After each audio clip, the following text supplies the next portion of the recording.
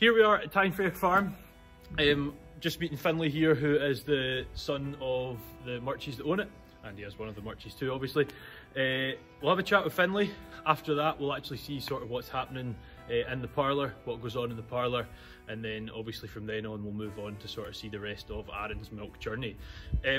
Just to start off, Finlay, who's Finlay Murchie? How long have you been here? That sort of thing. What are we thinking? Well, I was born in Lamash, 1997, so I'm 23 at the moment. And we lived actually up the road, about half a mile up the road, before we moved into the big house down here. So we've been here for about 6 years, I think. Yes, yeah. And have you guys been farming here for longer than that? Obviously staying here 6 years, but been farming here so longer. Family's been here. My grand and grandfather moved here in 1953 to take up the tenancy. And then ever since then, it's been in the family. So my gran passed it down to my dad, and he's been running it pretty much since about the 80s, I'd say. Ever since, yeah. So since you were sort of a little kid running around, has this been what you've wanted to do? Wanted to be on the farm milking cows, or? Yeah, well, I didn't usually. I think Dad used to tell us to stay away from going round the back and stuff because of dangerous. I was probably one of those people as well, being told not to. So I didn't really start helping properly until I was maybe in second year. I did a lot more. You can do a lot more jobs, start driving things and actually be of a help instead of just getting in the way usually. And then second year, probably high school, I was just here constantly and thought, I would quite like to do this as a career. So I thought about it, but then ended up going away to Edinburgh University. Did a degree in biology, and then I've come back, done a few things in between, and come back. Yeah, I mean, you went away to study that at Edinburgh there, and you say you've done a few things. Given we're on a dairy, one of those things is quite important. What was one of those things you did? Oh yeah, I went to New Zealand last year in 2020. I escaped most of the pandemic, just to milk cows out there, working a dairy farm. It was really good, learned a lot. It was about like a Holstein stud, so the guy was quite into his showing and into his breeding, so I learned quite a lot of that over there. And I came back in December and just pottering about here for a while till I try and find a job, really. It was hell seeing Finlay on social media at race days and stuff like that, and we were hemmed in with cabin fever. But how many heads were they milking? How did that work? So their total cows, they had about 380, and they went inside. They were wintered in a barn. It's not usual for that to happen, but they just found it works best with their system because they had two calving periods throughout the year. So maximum in the springtime before I left, we're milking 350 odd. Right. So just high yielding Holsteins, really, kind of few scattered of jerseys then, just as a hobby, really. And for those people listening that are watching that maybe haven't worked in dairy farms or don't know much about sort of what happens in dairy farms, you'll see in the video is a herringbone parlour, which is basically just two sides, cattle come in both sides, both of which have clusters, and you sort of apply them there. So you can have 12 milking simultaneously in this parlour. But that was slightly different at the farm you were at in New Zealand, so what type of system was ran there? Yeah, so there we had a 28 bale rotary, so a bale is just however many bales are in it, so how many cows you fit on it. But that one is actually quite small for some places. Some places you get 60 odd bales. So it took us maybe an hour to milk 170 cows. So usually about 2 hours milking time, and then you've obviously got your wash up and stuff after that. So it was quite good. The parlour's a bit dated, but it worked well for what it was. So how that sort of physically works is you basically get a spinning circle. Cows go into, as you call them, bales, and that keeps going round. But is that just you manning that, or is there more people manning that? Yeah, so previously it was just the milking unit, the cluster. They didn't have any ACRs, which you'll see in here. We've got them. It's called automatic cluster removers. So it's got a milk sensor in it, and once it gets past a certain point, the cow, they say the cow's milked out, so after it gets down to a certain milk flow level. And then they retrofitted ACRs into that parlour. So it used to be a two-man, so one man would put on and they'd go around, another man would take off. But he was just one man when I was there. You stood, put it on, and the cows went round, it came off itself. If they were going to go round twice, they needed to go round twice if they're a high yielder, it would put a band behind them so they couldn't back off the parlour, and then they'd just go round another time. And they were all fed barley in in the parlour, yeah. Makes a pretty good argument for rotary almost over robot, doesn't it? Because yes, you've still got one person manning it, but from a labour perspective, it's way down. Yeah, interesting stuff. So yeah, you're back here now. We're here at Tyne Farm. I'm going to try and spell that. Tigheanfraoch.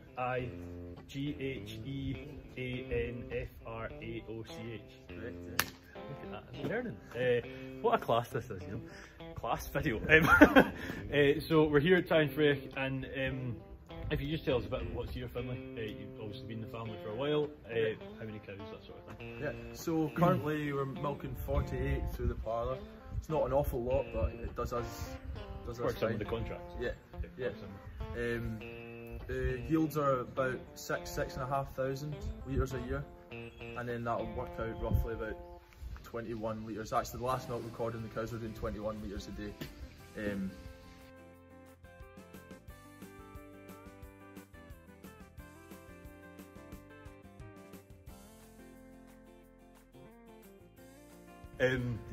Yeah, so 48 milking cows there, or what sort of land do you run in here? So on the home farm, we pretty much run up the middle of Shiskin Valley. There's 125 or so acres here, and then we rent a further 200 acres of a bit of silage ground and hill ground in Macri, or near Macri, up the string there. So you mentioned there growing your own silage. Assume you obviously import some cake, but are you growing quite a lot of silage here? Yeah, we grow all our own silage. We do 2 cuts of pit silage usually, and maybe a 3rd cut of bales. Some years we'll cut a bit off the 2nd cut and just bale that, and then we usually bale a few acres up at Macri there as well. Grand. Well, I think that's sort of given us an idea of the farm that produces the milk on Arran. One more question for yourself, Finlay. What's your sort of future plans? What are you thinking? Any idea? I quite took an interest in genetics and just like the breeding of the cows when I was over in New Zealand. So I've been applying to a few courses or a few jobs that involve that. So I'm thinking maybe if I get a job there, I can go away and work for a few years, and hopefully Dad will still be kicking about. And then we'll see. We'll just see what happens with the farm, really. Yeah. Long-term goal, quite like to come back here, or it's in the what's it? In the pipeline, in the pipeline, that sort of thing. Yeah. Cool. Good. Yeah, I would say that's us. Anything else to you in particular? What's no, that's well, thank you very much, Finlay. So I pressed the start button to release the cluster down from the ACR. This means there's suction in the cups now. So without that happening, there will be no suction. And then you just go in like this. 1st quarter, 2nd quarter. And then you want to pull down on here to stop any airflow in case you catch any bits of dirt or hair. And then on the last minute, once you come up to the teat, let something off. And then go down that.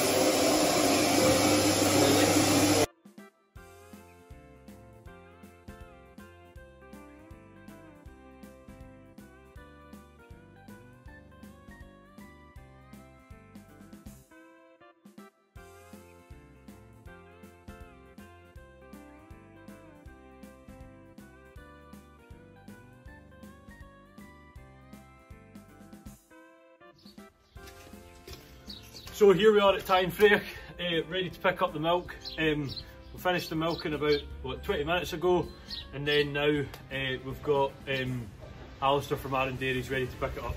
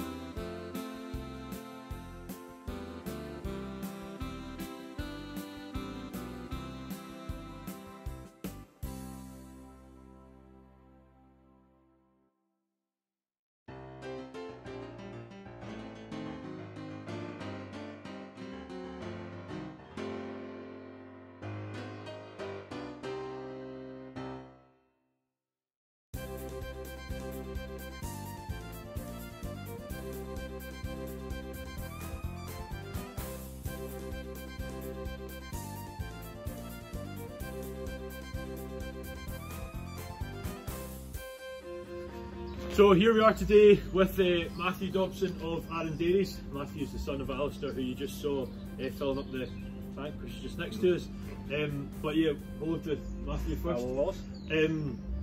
Matthew's going to go through with us the sort of dairy process involved in processing milk to get sort of that raw milk product into an edible result in the form of milk, as in what we drink, or ice cream, or so on and so forth.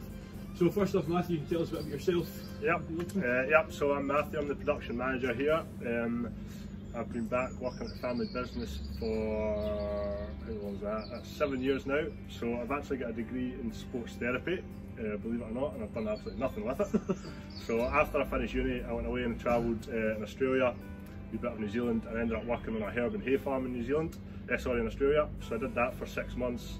I came back and joined the family business. I was only meant to be here for a summer. That was the summer of 2015, and I'm still here now. So that's a wee bit in the background of me. So Arran Dairies has been a family business since the 70s. My grandfather bought this site here. It was when there was new pasteurisation laws came in the 70s. So I think there was, I don't know, 30 plus probably dairy farms in Arran at the time, and they all did their own little doorstep deliveries and all that kind of thing, but they didn't have to pasteurize their milk, so they're all able to deliver raw milk. When the pasteurisation laws came in, it meant that they were all going to have to buy their own pasteurising plant. So my papa bought this site here, and the idea was that all the milk in Arran would just be delivered to one site, so they could just pasteurise it as a whole and then sell it on from there as Arran milk, rather than each individual farm having to pasteurise the milk. So that kind of happened in the 70s.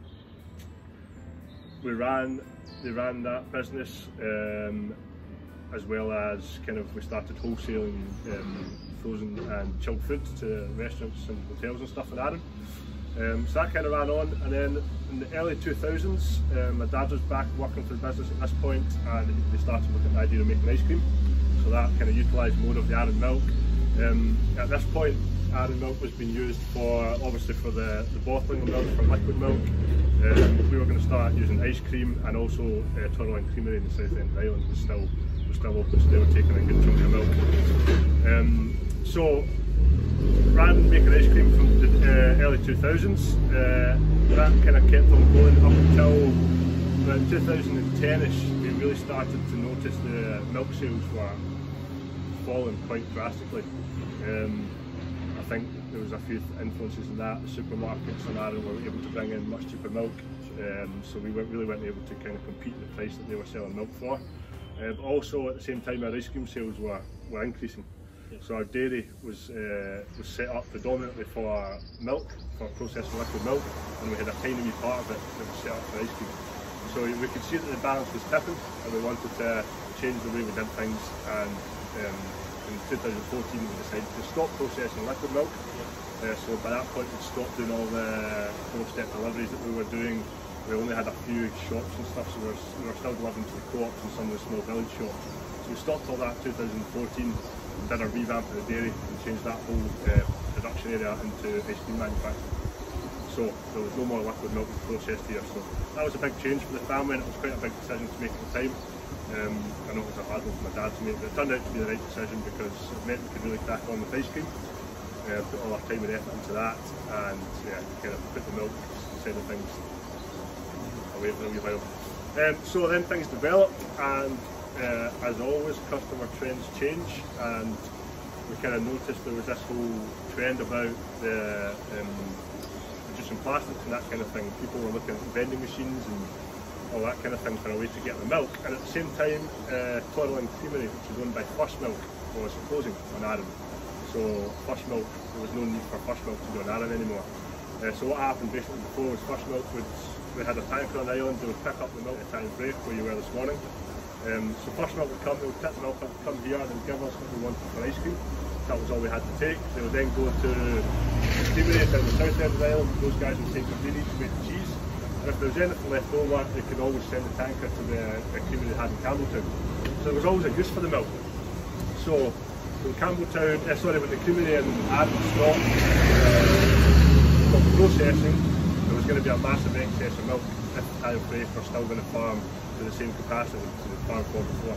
So we had some discussions with Stuart Reid at Cloppen's and also John Much at Time Frey to find out how we were going to keep dairy farming on Arran, because it was really key to our business, because it's pretty much what our USP is with our ice cream. It's the thing that we can really differentiate between our competitors. Obviously, the base recipe for ice cream for most people is a fairly standard thing: sugars, milk and double cream. So we really love the fact that we had milk from Arran. It does have a unique taste because of the microclimate here, and it tends to have a higher fat content, which is obviously good for the ice cream. So we were really keen to keep using Arran milk in our ice cream. So we had to have these conversations with John to find out what the best way to kind of go moving forward was, and John was quite keen to carry on as long as we agreed to take X amount from him that made it worthwhile for him. So we came to our kind of agreement with John. That kicked off in October 2019. So we had 5 or 6 months of that running, and then COVID struck, so we didn't really get into that very well.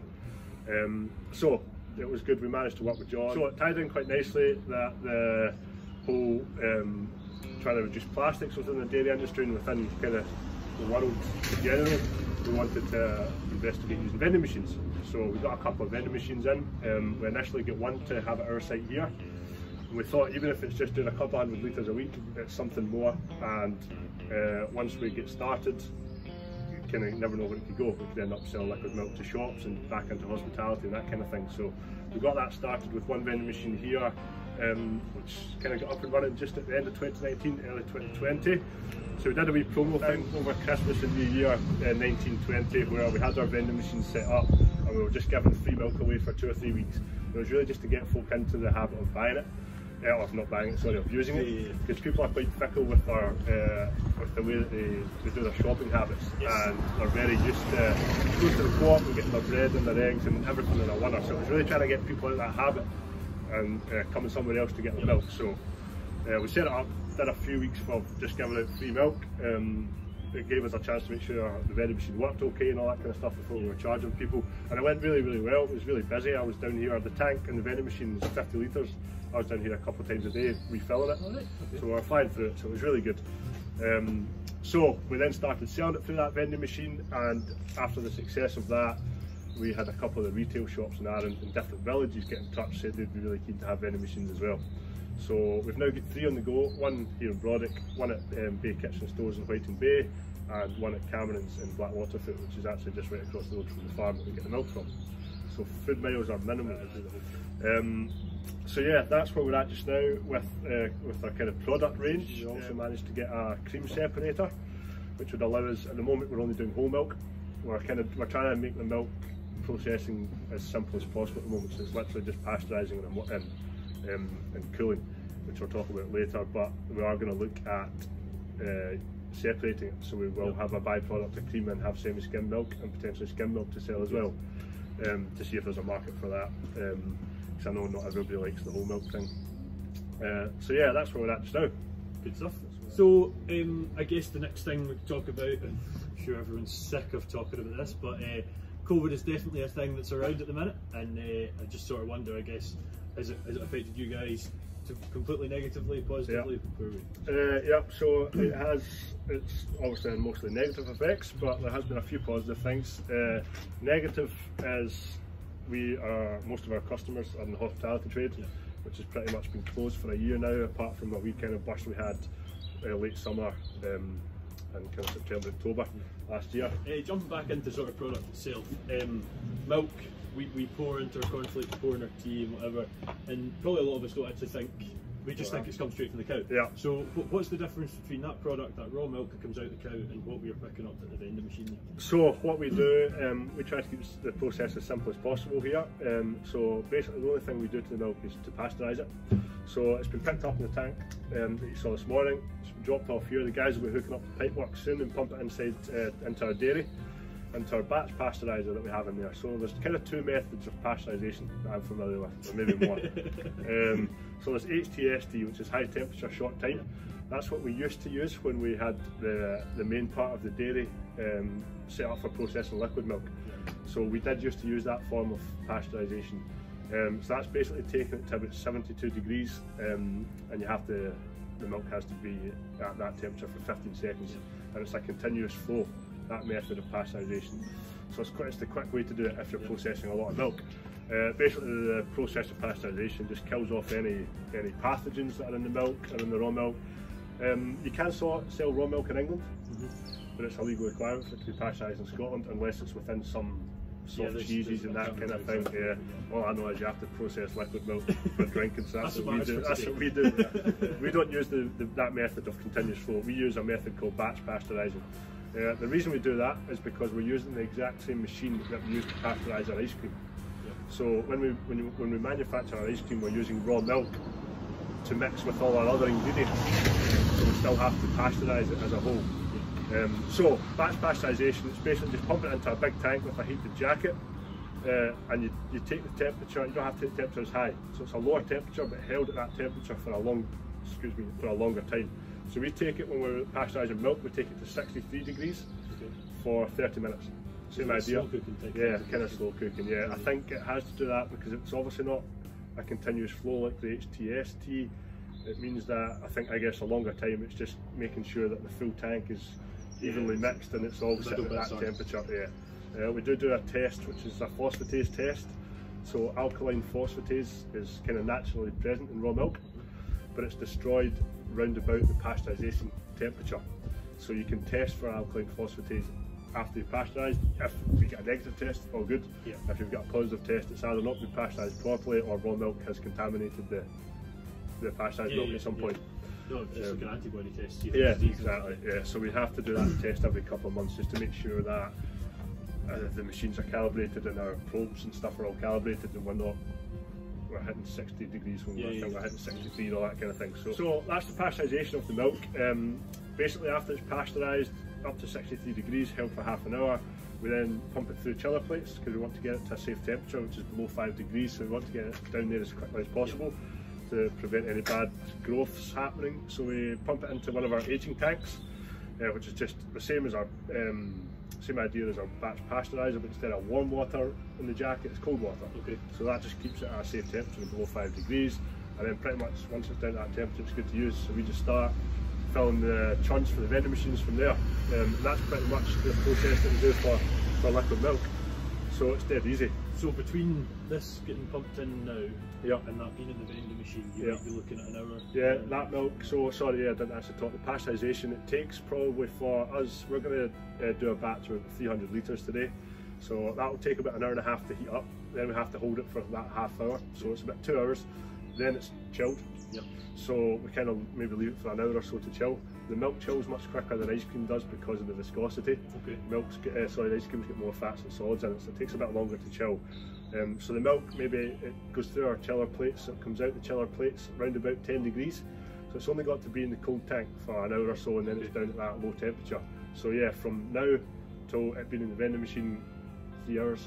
Yeah, so it's pretty quick. Yeah. So yeah, that was picked up at the farm at 8 o'clock this morning, and it'll be in our vending machine 1 o'clock this afternoon kind of thing. So it's good fresh milk. Quick process, I guess. I think one thing, when you were talking about you closed in 2014, we were also a distributor of the Arran milk back then.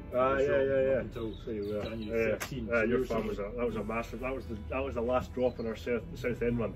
Is that what it was? We still had tons. Yeah, it was one of our biggest drops at the time. So you still had tons of milk left. You were desperate to get off. You had to keep it in the van. I'm sure Mum and Dad wouldn't say they sold it all right. I feel like drank most of it. Anyway, yeah, one thing we always heard was there's sort of cream at the top. Yeah. We always heard that, and that should be the case still, because there's a process that sort of, for example, Cravendale and whatnot are using that you guys won't be. Yeah. Can you talk about that? And what it is? So homogenisation. So we don't homogenise our milk.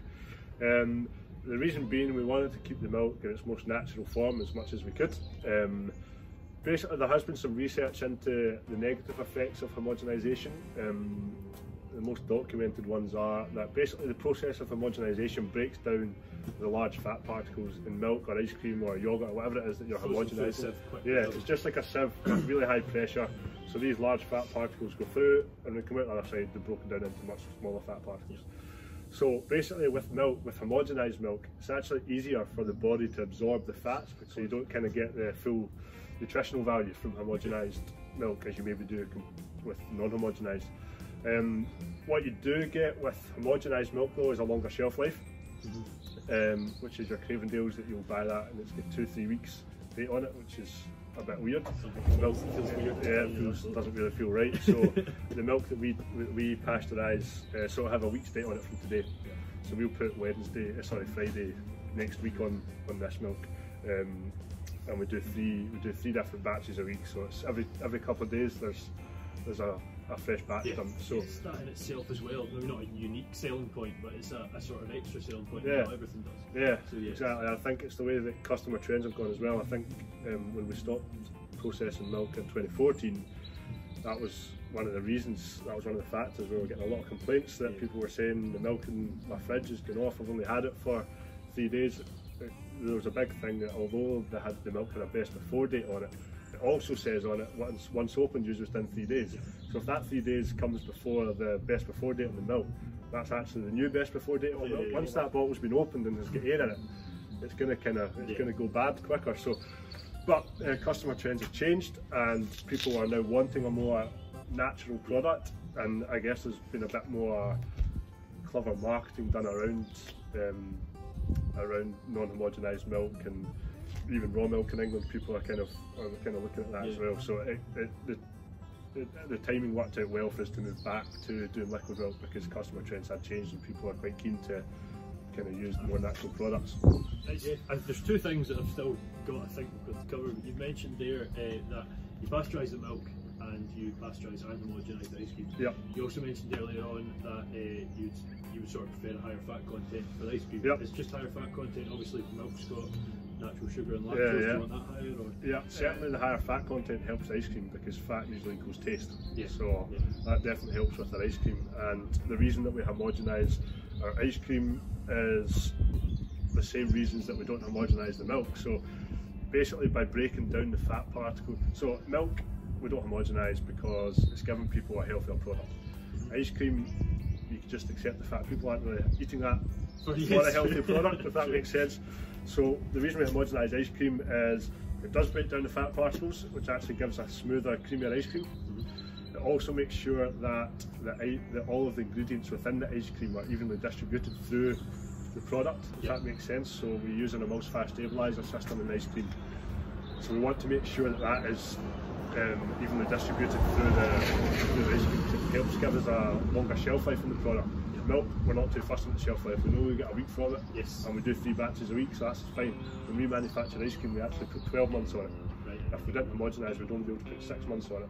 So it really helps with stock rotation and that kind of thing, being able to put a longer shelf life on it. So that's kind of the main reasons that we homogenise. It really does help the quality of the product, and yeah, we're not really eating ice cream for health benefits. Well, true. Usually. So obviously you guys offer the sort of litre, and is it 300 ml? Yeah, for the ice creams, so the wee 120 mils, which are the ones that have got the spoon, 120, they've got the spoon under the lids, that are just to be eaten straight away, and then the 750 mil, which are the one that you would buy to take home. You would maybe have it in one go, but it's meant for your family. I was just thinking, where's the tablespoon in there for you? And then our bigger ones, which are 4.5 litre tubs, which are the ones you'll see in ice cream parlours and stuff. Which are our for freezer. Your freezer. Yeah, no, we've got one. We have it. We always get one at home as well. Don't worry. Just out of interest, maybe it's not actually where you have. What actually sells best out of those? I assume that the big ones are obviously all going to hospitality. Yeah, so our main business, in normal times, our main business is hospitality. We actually, to be honest, about 80% of our sales are off island for ice cream. We do service a lot of the hotels and restaurants in Arran, but you've obviously got a limited pool here. Where our ice cream is listed with the 3 main wholesalers, food wholesalers in Scotland. So we've got a good reach all over the UK. So we don't sell direct to customers off island, we sell to the wholesalers, and then the customers are buying from those wholesalers along with all, so they can buy our ice cream along with our bag of frozen peas for their restaurant menu. So we're just part of that catalogue. So yeah, our main sellers are our 4.5 litre containers, but we're trying to get into the retail market more. We've actually just had a reasonably new customer in the last few years, which is Central Markets in Texas, in the US, which is just like it's just a chain of supermarkets in the US, and yeah, we're trying to hit more retail in the UK as well. We're now listed with, I think, 30 to 40 co-op and Scot mids in the UK as well. So we've actually got a stockists map on our website, arranicecream.co.uk. So you can go on there and see it's got a wee ice cream cone on the map at each of the places that has our ice cream. So if you want to try it, you can see there. It's hopefully somewhere close to everybody. I was going to ask, but the answer is obviously no. I take it that I was going to ask if it's like a separate processing plant in Texas, but that can't be the case. Yeah, that's it. Yeah, that's all just done here. How long does that take then? So it gets processed here. One thing we have to do for America is they are. I don't know if you're familiar off the top of your head with the nutritional table. So you've got fat, saturated protein, all that kind of thing. Yeah. They've got a different format in America, so we actually have to over-label every tub. So our tubs that we use for them are pre-printed, with each flavour's ingredients and each flavour's nutritional declaration and stuff. So there's this wee corner of the tub that we have to over-label. So in the office we print out sheets of the labels with the American format, and before production we have to label each of these bloody tubs. So we do that, we run it, and then obviously that has to go straight to America because we can't use that here because it's been over-labelled, so we pack it off. Yeah, we've pretty much covered the whole sort of milk process. Yep. You've now got that product. How have Arran dairies, and I'm pretty sure the answer to this is sort of it's along with other places on the island, how have they sort of sold the product market? It's obviously even for a tourist market. Yeah, so we're lucky on Arran that just being on Arran has a lot of its own marketing anyway, because people just love the place so much. So people really love seeing any products that just say Arran on them, so that's us off to a pretty good start. We don't have a big marketing team or anything like that. Over the last few years we've tried to have a bit more presence on social media platforms and that kind of thing. We've had 3 years ago, we went through a full rebrand. So we had quite an outdated design on our ice cream. It was just a white tub with a random farmhouse that was meant to look like our family farm. So we kind of, it did well for kind of its purpose for kind of first 10 years in manufacturing, but then we kind of, when you want to step up, especially going into retail, you really want a strong brand. So we were really lucky, and we came across Katrina Todd, who's Graham Todd's wife. She's a designer, and she's actually done loads of brand work with us now, but she took us through the full rebrand of Arran ice cream. It's now that green, it's really colourful. Really, totally different, but it really stands up well next to competitors on the shelf. Yeah. With the old packaging, when you see it next to Mackey's and all other competitors, there's a big difference. So Katrina did really well with the Arran ice cream. So then when we decided to process Arran milk again, we decided to try and make that a bit of a brand as well, which you'll see on the vending machines, the vinyls and the bottles and stuff. We don't have a big marketing team or anything like that, but certainly on Arran, there's a lot of the word of mouth thing and your local forums on Facebook and that kind of thing. Off island with our ice cream, and because we are mostly through these wholesalers, once we get into the wholesalers, they do a lot of the advertising there on.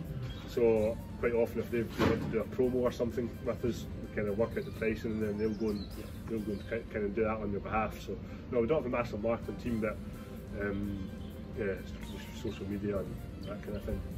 Yeah, I mean, well, it seems to be the best way, doesn't it? Yeah. I mean, we think of all these fancy ways, and we put it in the paper, put it in whatnot, but you know if you pop it on Facebook, you're going to see it. Yeah, exactly. So, it's tricky.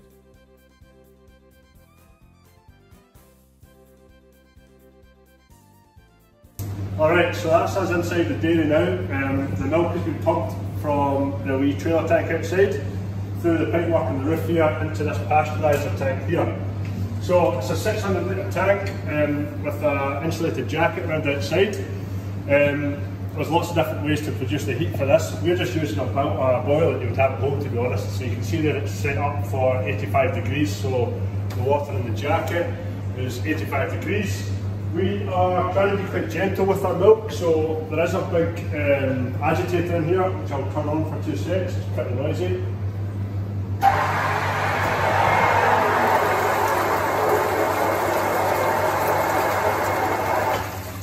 Trying to be gentle with the milk, because if that agitator is quite powerful, mainly because this machine's really meant for ice cream, so it helps blend all the liquid and dry ingredients together. The reason we don't want it on for the full time when pasteurising just the milk is it kind of blitzes it up a wee bit, and it makes it really hard to froth coffees with after that.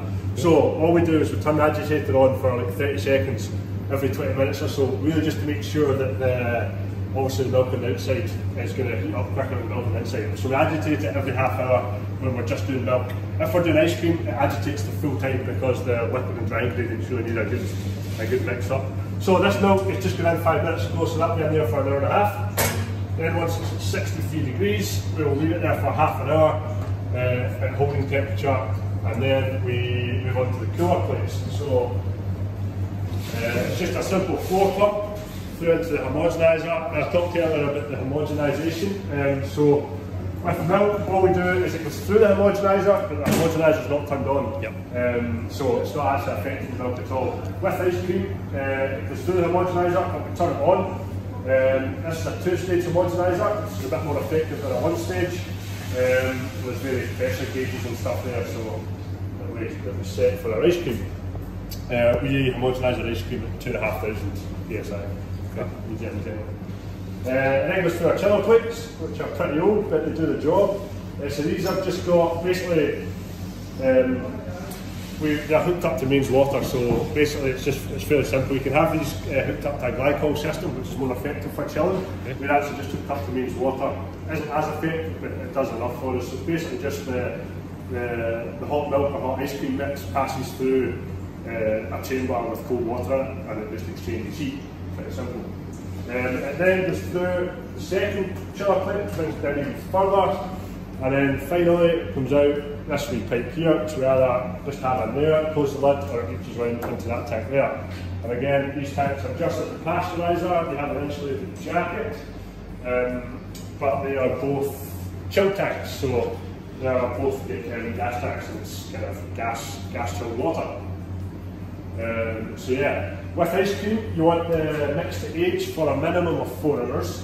This basically gives the proteins enough time to hydrate and to bind to the fat, which again, like homogenisation, it really helps the end product. It's much more creamy and kind of make sure it's kind of stable and all that kind of stuff. So 4 hours is the minimum for ice cream, is quite a key thing. We actually just leave it overnight. You don't gain much from doing it longer than 4 hours, but it works well with our process, because what we do is we do a batch. So if we're cooking ice cream, pasteurise the batch of ice cream, cool it, and then leave it in one of these tanks overnight. And that's a kind of running process. When we come in the next day, this is the tank that will start to freeze. Once that tank's empty, we then fill it again with that day's cook, that kind of thing. For the ice cream, as I said, it sits in these tanks overnight. We then begin the freezing process. So this machine here is our continuous freezer. Pretty much does what it says in the tin. It gives, once we turn it on, one of these flexi pipes hooked up to whichever tank ice cream mix is in. Once we turn it on, it gives a continuous flow of frozen product. So it comes out this nozzle here. Now it comes out about -6, so it's not rock solid ice cream that you would kind of bring out your freezer at home, but it's workable. So it's easier for us to fill the tubs. If it came out any harder, it would be a nightmare. So it's kind of soft, Mr. Whippy type texture. So it means that you can fill the corners of the tubs and all that kind of thing. So once that's on, it stays on until that tank empties. So this is the machine we use for the bulk of our ice cream. This is only capable of doing smooth flavours, so we do our traditional vanilla, chocolate, that kind of thing through here. If we want to add any inclusions, we use this machine here. So this is an ingredients feeder. So basically this just gets pulled forward to here. This flexi pipe will go on there. So the continuous flow of ice cream from the continuous freezer just goes through here. And basically this here is a wee hopper. So we would fill that hopper with either chopped chips, fudge pieces, tablet pieces, that kind of thing. It's not fully built just now, but they get fed through here, and there's a wee agitator that slowly mixes in through the smooth ice cream. So for instance, if we're doing one of our flavours is toffee fudge, the ice cream's smooth to this point, so it's just a caramel flavour. This hopper's full of fudge pieces, and it gets smoothly evenly rippling through the ice cream. And this then becomes our filling nozzle here, but at this point it's the smooth ice cream mixed with the inclusions.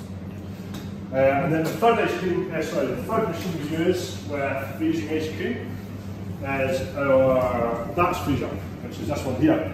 So we use this one for much smaller runs and for more artisan ice creams. So basically we put 20 litres in here at a time, and we get 6 of our 4.5 litre containers through this. So it's just for very small runs, like flavours that we're not going to sell loads of. Yep. We do a kind of bespoke service for any chefs if they want to create their own flavour. We do it through this machine.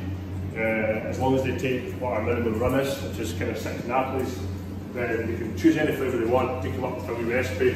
This is dead easy, it gives you an idea of how this one works. So we take our traditional mix, throw it in here, and then we can just add in any pieces of stuff or flavour pastes or powders or whatever. And basically this is what it looks like inside. So how this works is the ice cream freezes on the outside. There's blades on this barrel that scrape off the frozen ice cream and keep kind of churning it so the not so frozen stuff goes to the outside, gets frozen outside. I've got two questions actually. Both you've covered obviously everything. The two questions I've got are very much me questions. How many flavours do you do?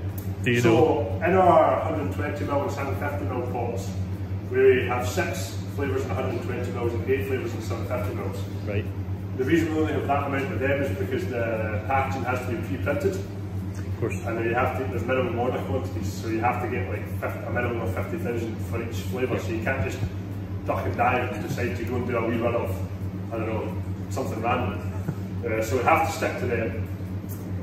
But with our Napolis, all we do is we put a label on there that we print from the office.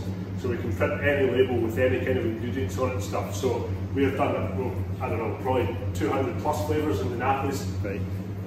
Obviously some of them not very long, not very big runs of like maybe just 6 Napolis and you never do it again. Kind of thing, like if we've got chefs that have a special event on or something, then we'll do small runs and you never do it again. You come up with a recipe, use it for that event, and you never hear of it again. We've done things like blue cheese ice cream. I was going to say, what's the weirdest? That's pretty strange. That one. When people talk about it, that's usually the weirdest one that comes up. We have done some nice ones that are a wee bit out there, like we did a chili chocolate one. No, it goes quite well. Yeah. We've done a lot of boozy ones for a customer in Edinburgh. I think it was one summer they had like a beer garden thing and they were doing ice cream cocktails type thing. Oh, right. So they did like coconut white Russians, which was obviously a good one with the milk.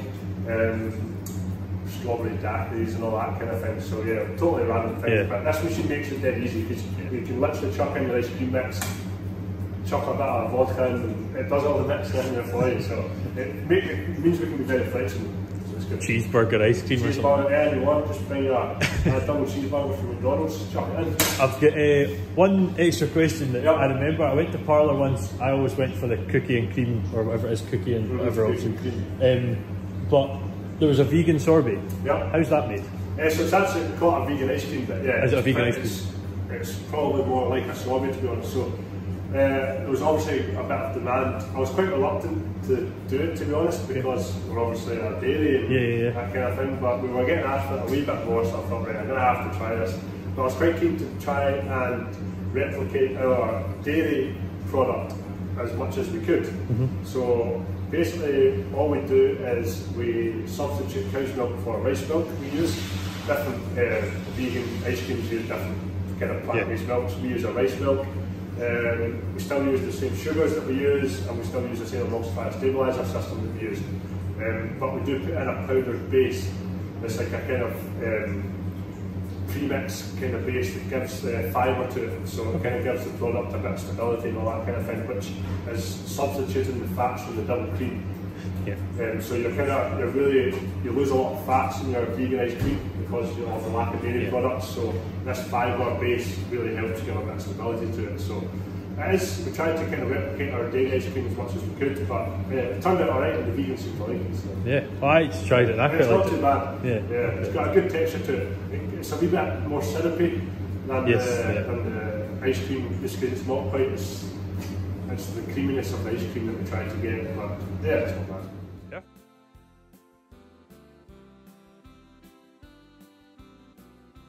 So here we are at Arran Dairies, the vending machine at Arran Dairies, and Matt will just talk us through what happens here.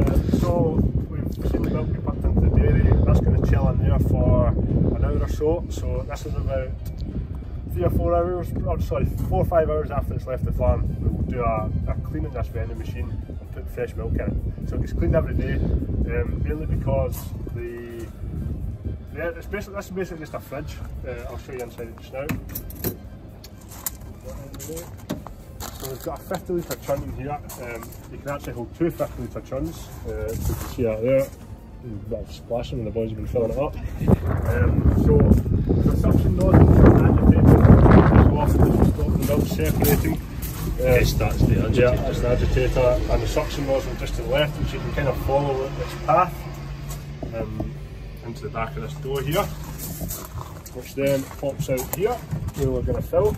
So there is part of that that's not actually in a chill, so, and it's not agitating, so you kind of want to put some chemical water through that every day just to make sure there's nothing sitting there for too long, not moving and not chilled. So this is how it works. Bottle goes in here.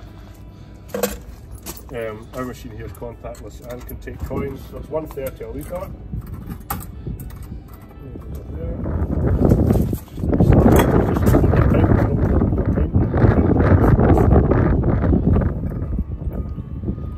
I did pull pints for about a month. It was the hardest thing in the world. I don't know how folk managed. So 1.30 a litre. We put in a coin for any amount. The contactless just does one litre at a time. The machine should know when to stop. That's that. So that is the bottle. You get a better look at the bottle now that there's milk in it. There's a wee automatic wash that happens. You can make it just here or there, and that wee compartment here. It kind of doses a bit of water just to clear any milk that's left over. Yeah, that's pretty much the machine. So it's got a chill inside. That's just sitting at 3.2 degrees. As I say, you can put any type of container in there. We've got a 50 litre churn.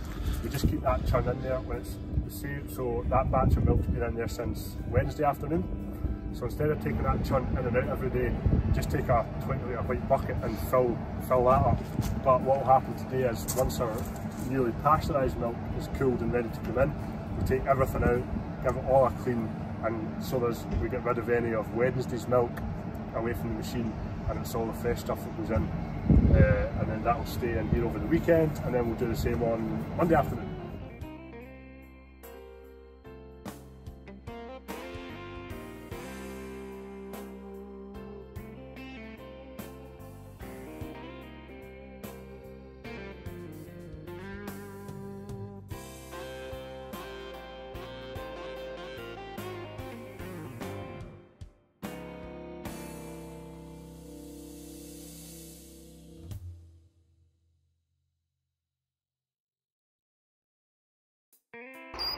So here we are in Whiting Bay, a village on the east coast of the island, just south of Arran Dairies, the opposite side of the shop where the next vending machine is. And then if we just pan round, that blue building there is where we're heading to, at Bay Stores. Let's just jump in, see what they have to offer, and pick up some milk.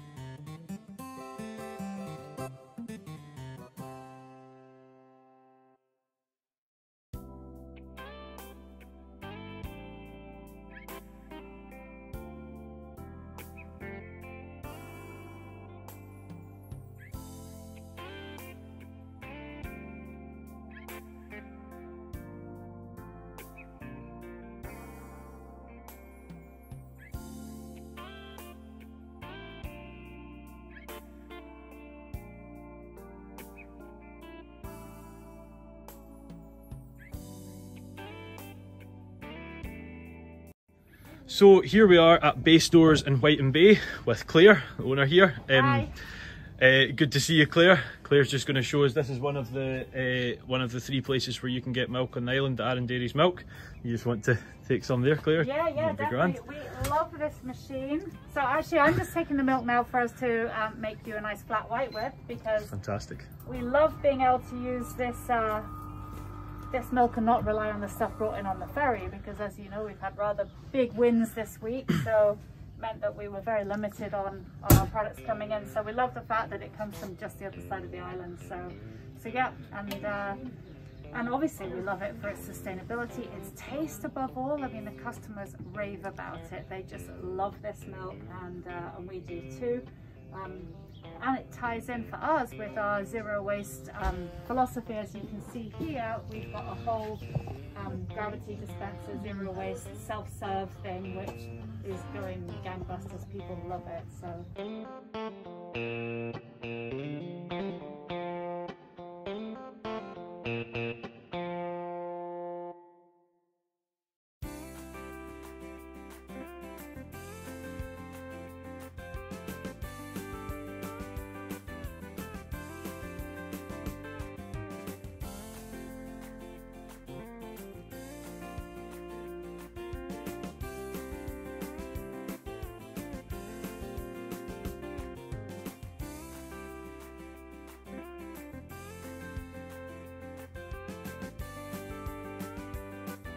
So here we are, the village of Blackwater Foot on the west coast of Arran.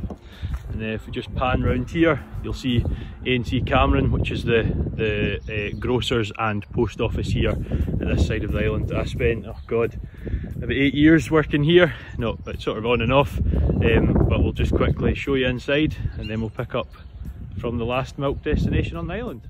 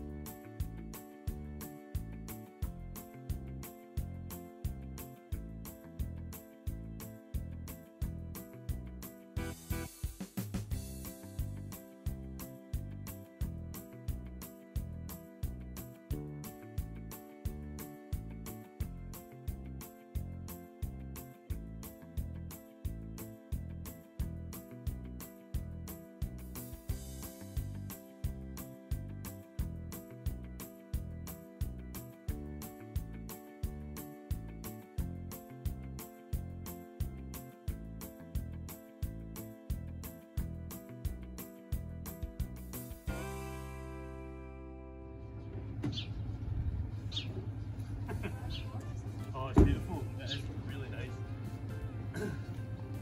So hello, and welcome to the third milk vending machine on our trip today.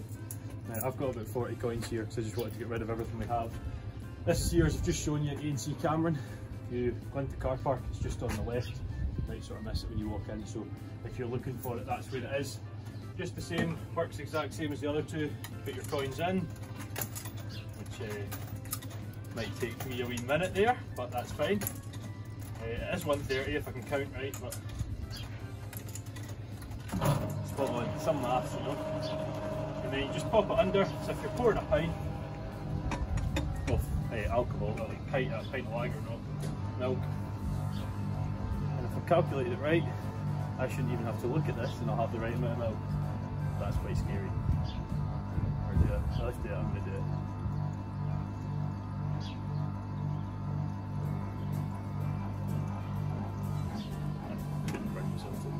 So there we are. The third litre of milk I have picked up today. I am going to be having a lot of Rice Krispies.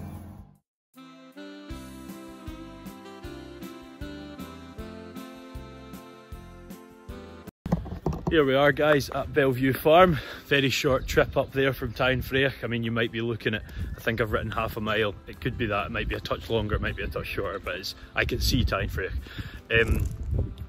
Here we are now on Bellevue Farm. We're just going to go into the dairy and chat to Caleb Chaplin and Kenny McMillan. They're in here, they'll show us round, show us what's happening, and after that we'll move on to Arran Cheese Shop with Gordon, who's sort of the owner of the whole thing, and he'll sort of tell us where we can buy the cheese and that sort of thing. Hi there and welcome to Bellevue Cheese Company. Today we're making Camembert, we're making 50 gallons, and I'm about to cut the cheese. The process that I started at 6:30 this morning was to put the milk through the pasteuriser. It's the only form of mechanisation that we use, but we do have to do that because it's a semi-soft cheese. So at the moment I'm going to cut the cheese, and that means I'm going to turn it into little cubes. And what's going to happen with that is the cubes are going to separate from the whey. An hour and a half ago, once I pasteurised the milk, I put the cultures and the mould into the milk. And then I put the rennet in an hour after that. So this is the stage. A cheese knife, and that's just a cutting device for cubing these. And it's just about a long. Have a look at this.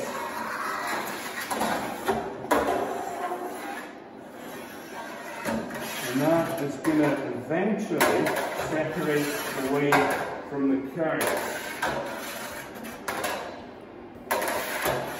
Now 90% of this volume is wastage. It's not wastage, although it goes down the drain, it's used as fertiliser on the farm, so I'm going to wash this. So 10% is going to be solid cheese that we're going to filter just using a jug and a little bit of plastic screen, and we're going to put it into the moulds, and eventually if we do this right, we're going to get the right size of cheese.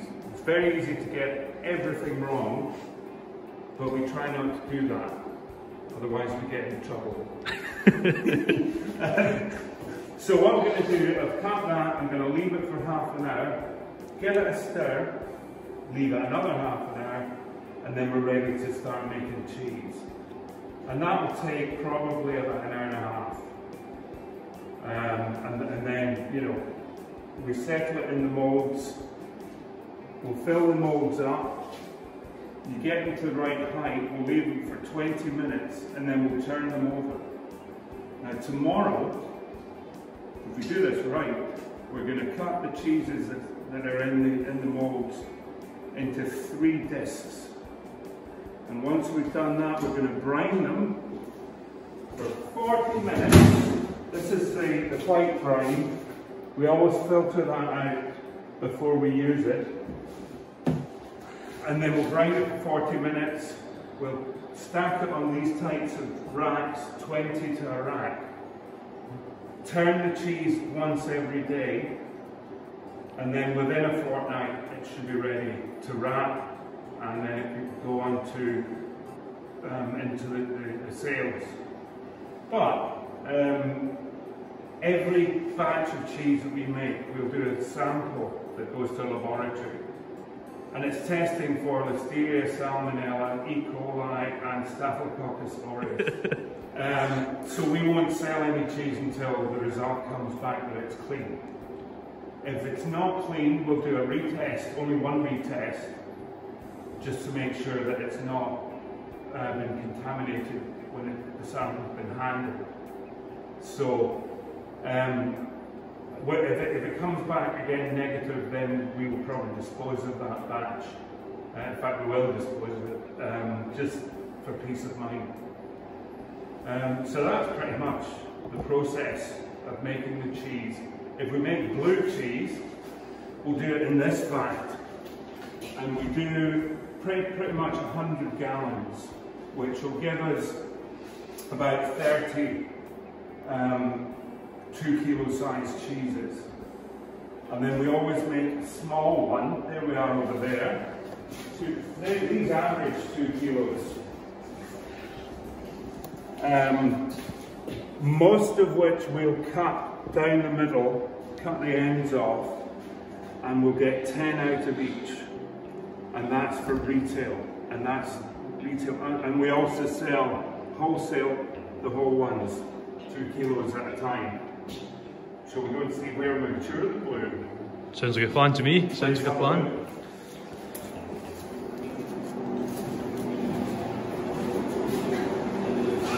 So what we do here is we mature the blue.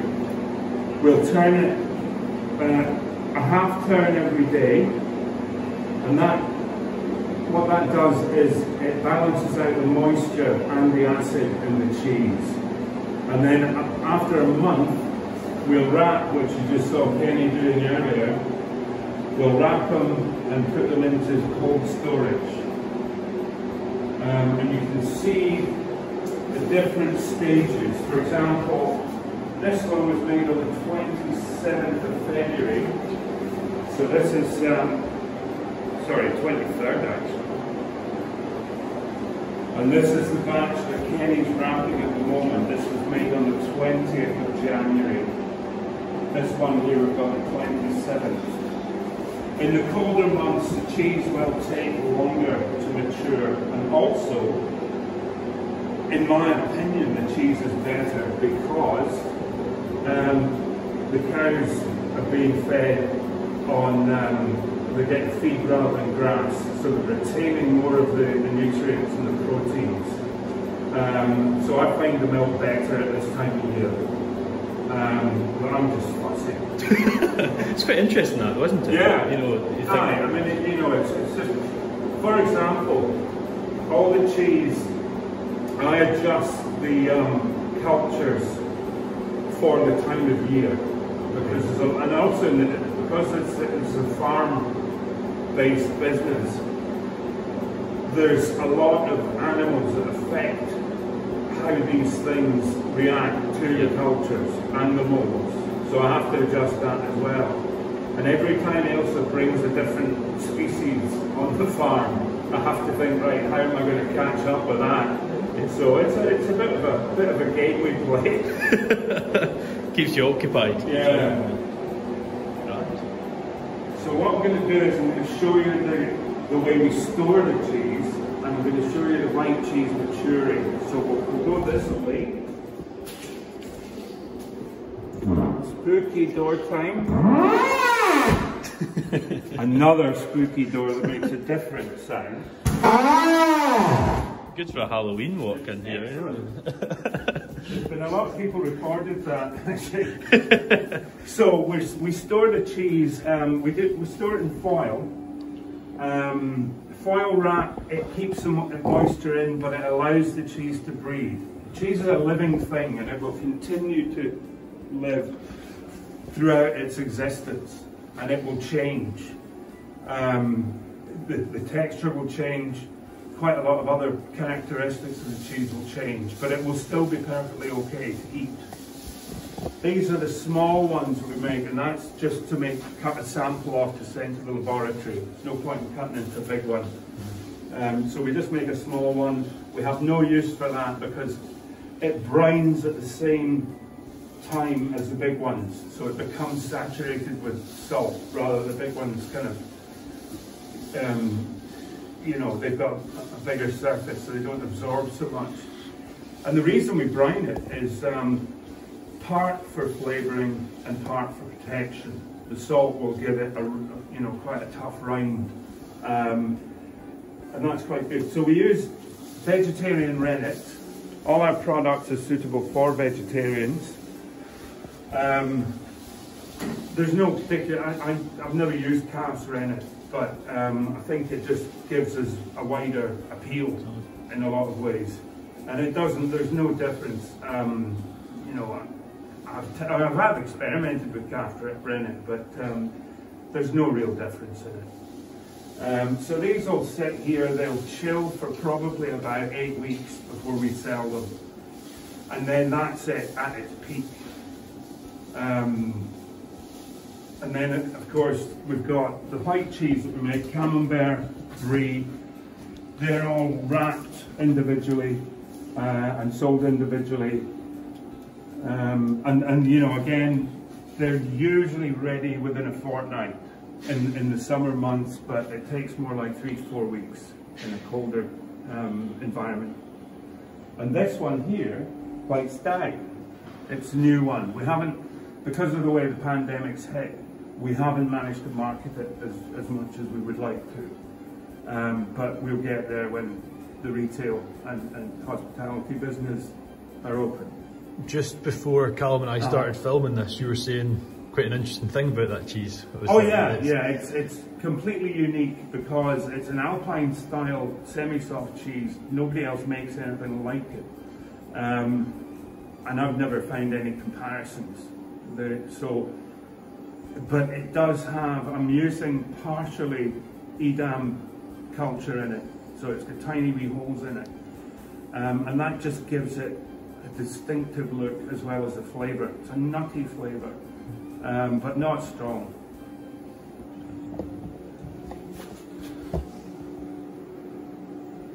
And again, everything is batch tested. We label everything by date and when it's made, so it's you know, we're doing as much as we can to keep everything safe. So the last room I want to show you, which is where, oh, hang on.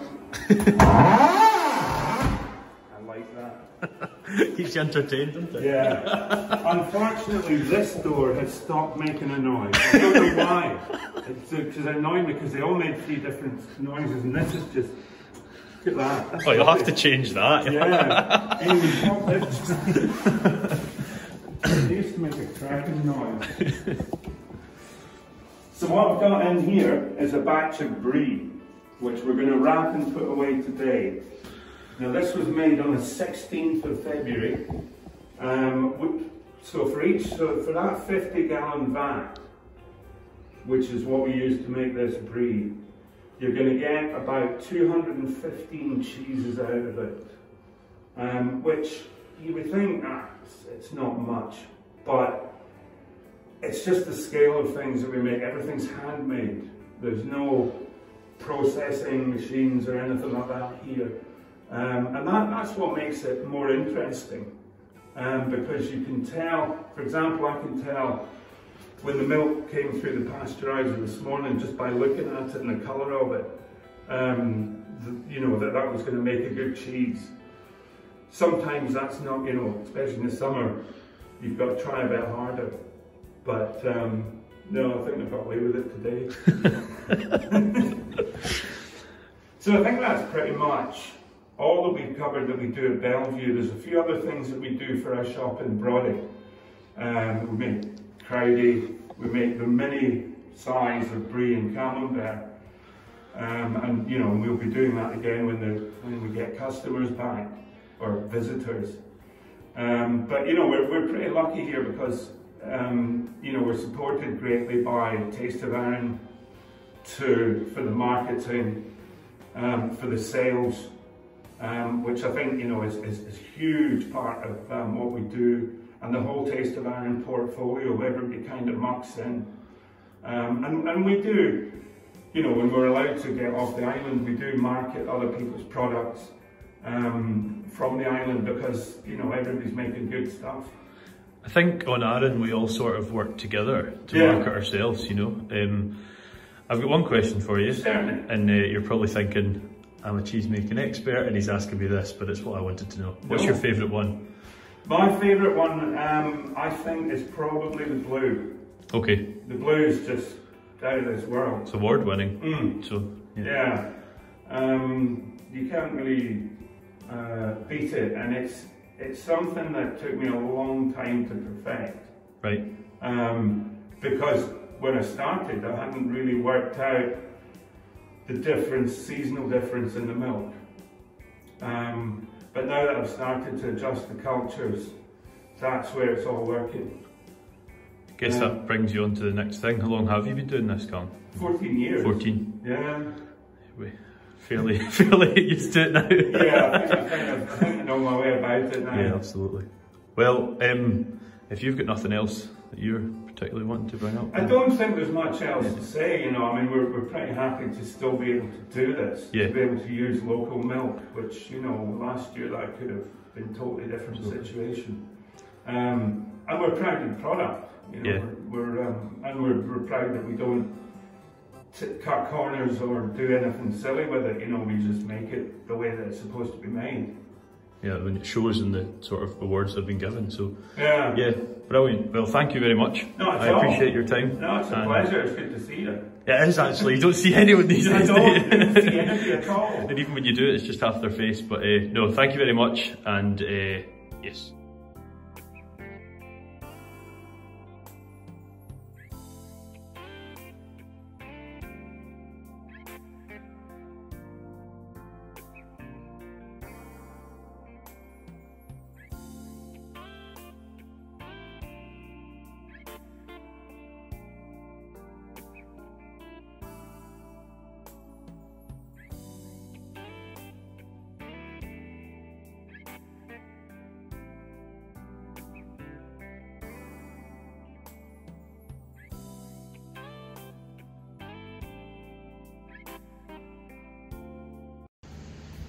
So here we are, guys, at Arran Cheese Shop with the manager, boss, gaffer, owner, Gordon Camembert here. So this is I've been through the milk section, ice cream section. Here we are at the cheese. I have definitely tasted some of this cheese on the odd occasion, I think it would be fair to say, Gordon. No, I've had quite a fair chunk of it. Very good cheese, but that's the sort of story Gordon's here to tell. Just before we sort of kick off then, Gordon, who is Gordon Camembert? What's the sort of story there? So I was born in Dunlop in Ayrshire, and I grew up as a wee boy playing on farms. My pals were farmers. When I got to about 10, I got a job in a farm at the weekends, and I was always in the farm. In the mid-80s, I ended up owning a farm, and I had 80 sucklers, 80 ewes. And then from then I ended up over here. I bought the cheese company. The cheese company had been established in 1991, and I moved over in 2003. So it was an established business I bought, but mainly he was doing cheese for tourists and selling out the shop here. So we started doing a lot more wholesale with that, marketing it through a company called Taste of Arran that you know about. Yep. And Ian did about 17 tonnes of cheese a year when I came here. We're now at 65 tonnes a year. So we've upped it a bit. And that's went up, what's that, 48 tonne, that's went up in the last, is it 18 years you said? Yes. What's changed? You're saying it was mainly in for tourists, you went into wholesaling. Are you selling a lot off the island, or? Yes, so probably 60–70% of what we make goes to the mainland. Yep. And it goes into dairies, farm shops, food service, restaurants, hotels, that kind of thing. Yep. And we do a lot of farmers markets, or we have somebody that does farmers markets for us. So that gets the stuff out there, and it's fairly well known now across Scotland. Is it mainly online based sales, or? No, and up until this year, so we're in lockdown just now, but up until this year our online business was mainly Christmas. My son is a computer programmer, and so he built me a web shop right at the start in 2003-04, and it was really a service, and it was to take what you were getting was English tourists way back to England, phone us up, you know, oh, we had your cheese, we loved it, can you send me some more? And so to get away from answering the phone and going through all that, we created the website as a kind of service. Okay. And the only time that I liked it was Christmas, because we'd do 1,000 orders. Yeah. Whereas it was 2 and 3 a week otherwise. But with this, the first lockdown going back to last April, we really promoted it. We did it through Facebook. Yeah. And we were getting, at one stage we were 30 orders a day. Right. And this Christmas we had to stop we did 2,000 orders. We had to stop, I think, about the 5th of December and close the website Because there was too much. because we were overwhelmed. Oh, yeah. And also we were doing an awful lot of wholesale and such, so to be able to service the wholesale that had been all year, I had to shut my website to allow me to do that. Just now we're still in lockdown. I'm not seeing any customers coming through the door here. Yeah. The shop's open, but I'm getting 4 or 5 a day.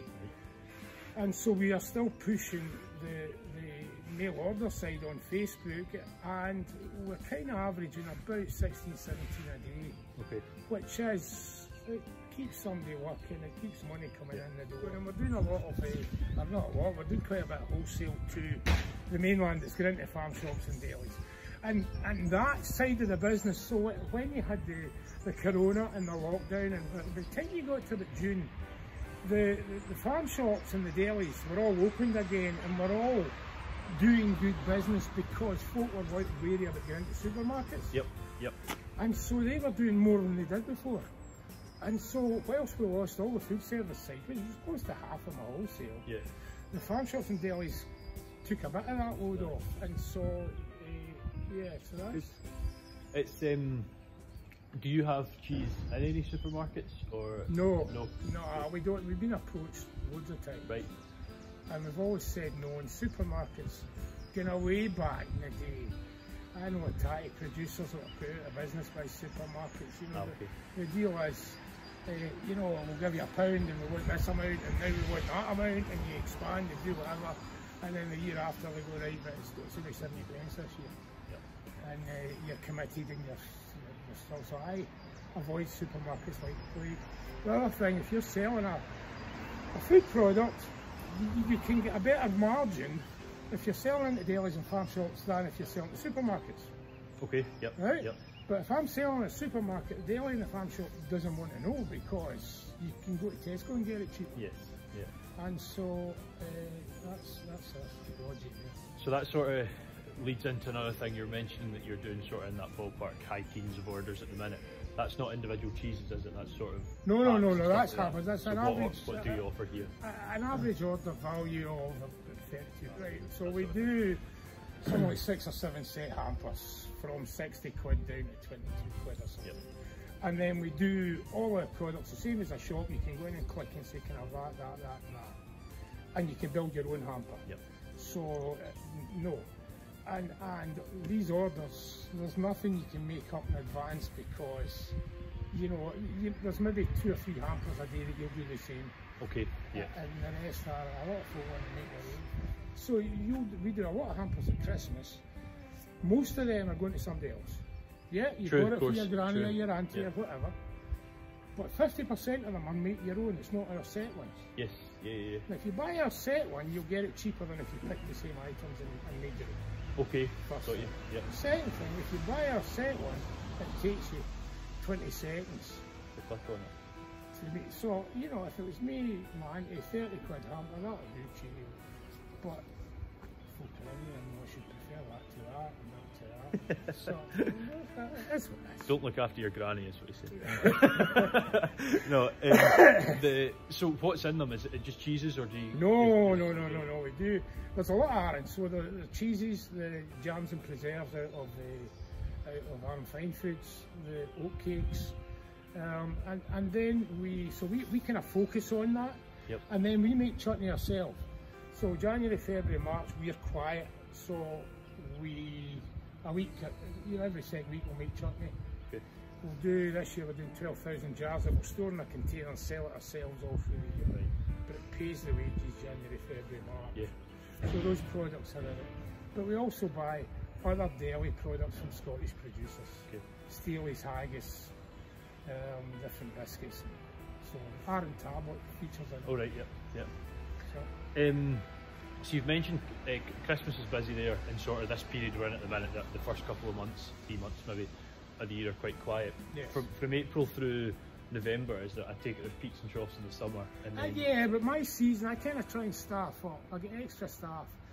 I take somebody on generally about Easter time, and we're busy Easter. Yep. And really, our busiest thing is when the schools are on holiday and therefore folk are here on holiday. So we're busy at Easter. quietens down a bit, but you still get quite a lot of tourists.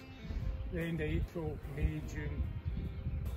By July, that's the schools on holiday again, and this place, the shops going on fair. Wholesale is quite steady right through. Okay. And then come when it's the tourists are slackening off, September, October, we are at full-scale production because in November, December, we can't make as much as we're putting out the door. So, Okay, yep. So we're doing that. Basically starting for Christmas preparation in October time then. Yeah. Yeah. So you said that the sort of I know you're not supplying supermarkets, but obviously people were trying to not go to supermarkets and going to delis, farm shops and stuff like that, so that the sort of cheese you were selling to them was going up in that certain sector. You've now, well, not yet, but if we're still in lockdown in a month or so, that's sort of 2 Easters, which you said are good bits. Has COVID hit the tourism part? Oh, COVID has. The answer is yes, definitely. There have been unexpected increases. Okay. I'll give you an example. So September, 2 years ago September, and every year before that, so you get July, August sitting high, school holidays, September starts to drop off. Yep. This year September stayed away up there. Okay. And the first week in October, because folk couldn't go abroad. Yep.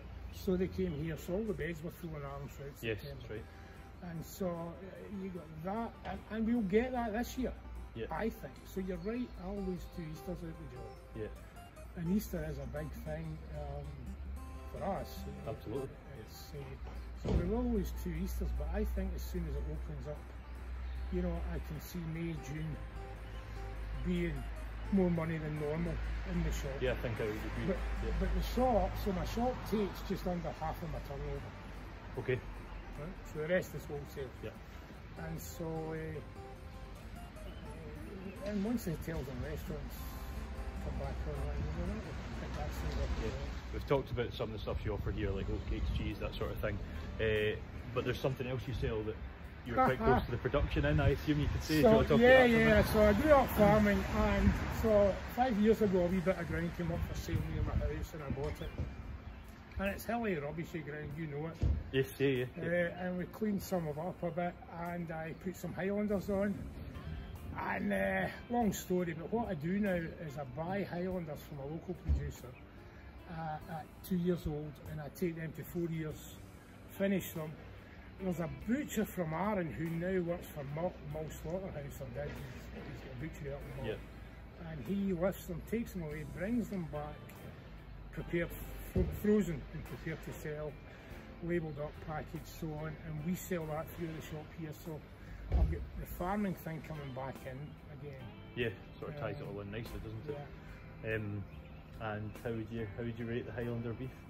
Highlander beef is fantastic. It's excellent because it's, so we're finishing them at 4 years old. Yeah. Whereas your boys in the mainland that are finishing continental breeds, what's it, 20 months? Yeah, younger.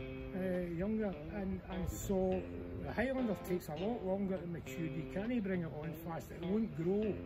It won't be fully grown until it's 3.5 years old. Yeah. And so it's a slower maturing beef, and that causes getting the bone bit here, but there's marbling through the meat that you don't get in other animals. And when you cook that meat, that marble and that fat goes into it, puts the taste through the meat, and therefore you're getting a much tastier product. Yeah, it's a tender product. I've had it. It's nice. Good. I own Bellevue Cheese Company, and I bought that about 12 years ago. My predecessor from here, the guy I bought the shop over, started up Bellevue. Long story, I ended up buying it. And what we do up there is we take liquid milk and we make Brie and Camembert and Brie. It's sold through my shop here. We wholesale it on the island to shops and hotels and restaurants, and Taste of Arran wholesale it in the mainland, again to delis, farm shops, restaurants, that kind of thing. The Arran Blue, so there's cheese awards, and there's loads of cheese awards, but the only one we enter is the World Cheese Awards. Now the Arran Blue has had gold at that several times, the Brie has won medals at that several times.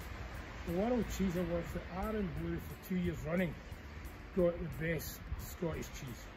Right. So It's good stuff. Must be. And it is a world competition. How many sort of cheeses do you see entering that type of thing, do you know, or not? So in the category Arran Blues in, there's probably about 50 or 60 cheeses in Right. there. Other blue cheeses in that category. Overall there'll be several thousand cheeses in the whole competition. Yeah. Where's that held? Is that? So it moves every year. Okay. So about 4 years ago it was in London. Right. It was in Gran Canaria about 5 years ago, and it's been in Scandinavia. They just move it about every year. It's different.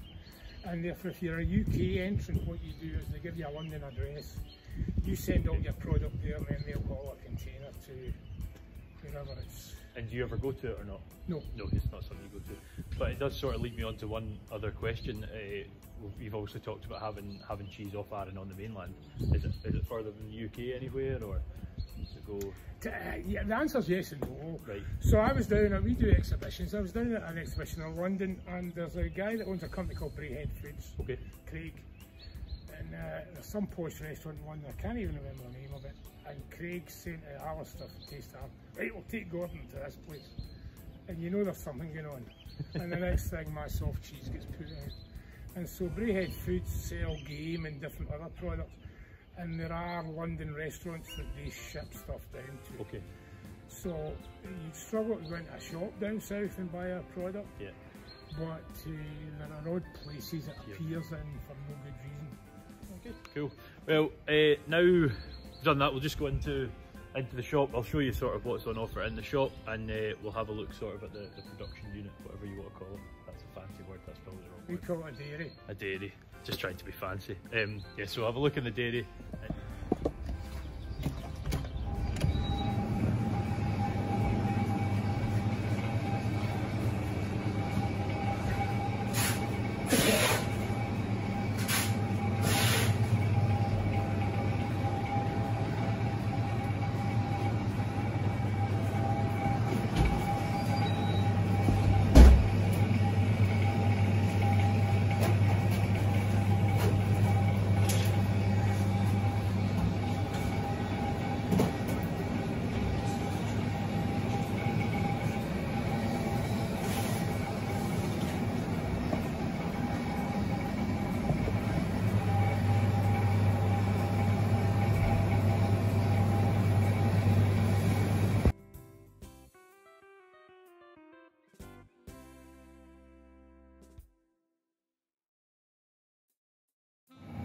Okay, so what we do here, we're making our flavoured cheddars, and we've started with a Lockerbie cheddar, and we bring it in 20 kilo blocks, and it comes into the dairy, and there's no 20 kilo blocks here just at the moment.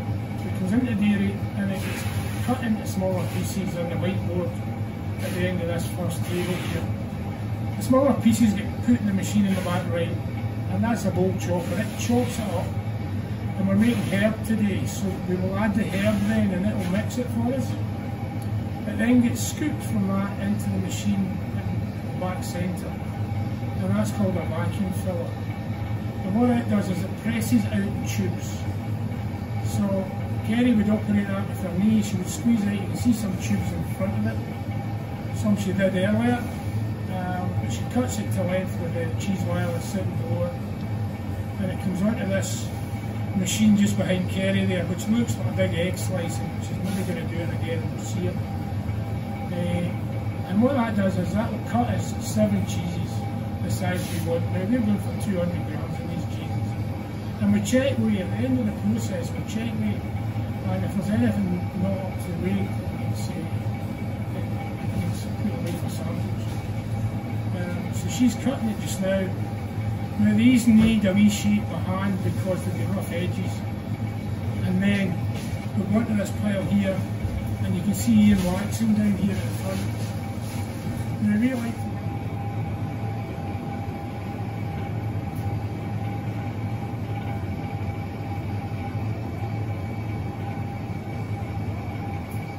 to give them 2 full coats of wax. As you can see, you can only do half a coat at a time. So it means each cheese is going to get 4 dips in that wax pot. And from there it then goes to the table on the right, When it gets labelled, it gets batch coded, date coded, put on the tray behind it and taken back out to the chill. And from the chill it then either walks to the wholesale or it comes back into the shop here for retail.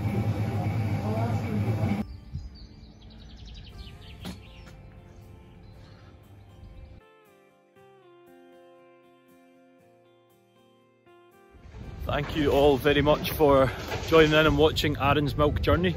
Thank you to you as the viewers and everyone that helped, whether you saw them on camera or you didn't.